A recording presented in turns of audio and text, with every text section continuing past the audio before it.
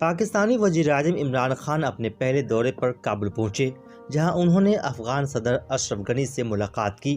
دونوں رہنماؤں نے افغانستان میں جاری امن مذاکرات اور باہمی اعتماد سازی پر گفتگو کی۔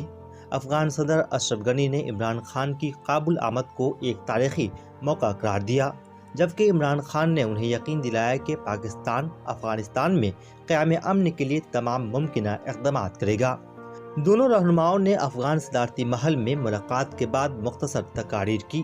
افغان صدر اشرف غنی نے کہا کہ عمران خان اہم پیغامات لے کر آئے ہیں، جن کا تذکرہ وہ خود کریں گے، لیکن سب سے بنیادی بات یہ ہے کہ تشدد کوئی جواب نہیں۔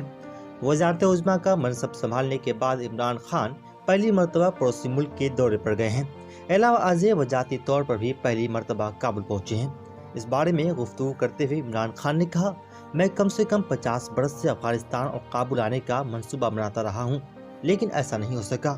میں خوش ہوں کہ آپ نے دعوت دی اور مجھے یہ تاریخی دورہ کرنے کا موقع ملا۔ عمران خان نے اپنی گفتگو کی شروعات ہی میں بتایا کہ وہ افغانستان کی تاریخ کے بارے میں سب کچھ جانتے ہیں۔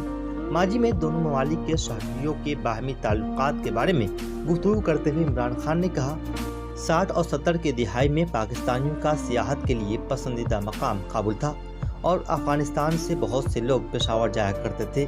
ہمارے تاریخی روابط اور تعلقات ہیں۔ پاکستانی وزیر اعظم کا یہ دورہ امریکی حکومت کے اس اعلان کے محض چند دن بعد عمل میں آیا کہ وہ جنوری کے وسط تک افغانستان میں موجود اپنے فوجیوں کی تعداد 4500 سے کم کر کے 2500 کر دے گی۔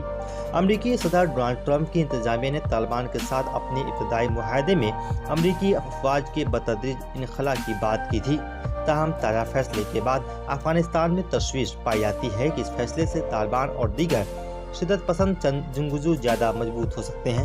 عمران خان اور اشرف غنی نے اس موضوع پر گفتگو کرنے سے اجتناب کیا۔ دوسری جانب عمران خان کا دورہ ایسے موقع پر ہو رہا ہے جب افغان حکومت اور طالبان کے درمیان امن مذاکرات بظاہر تعطل کا شکار ہو گئے ہیں اور افغانستان میں تشدد میں بھی اضافہ دیکھا جا رہا ہے۔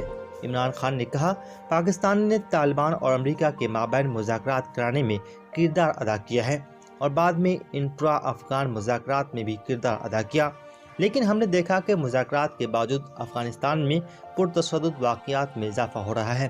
اکرم ظفیر، بیورو رپورٹ، ملت ٹائمز۔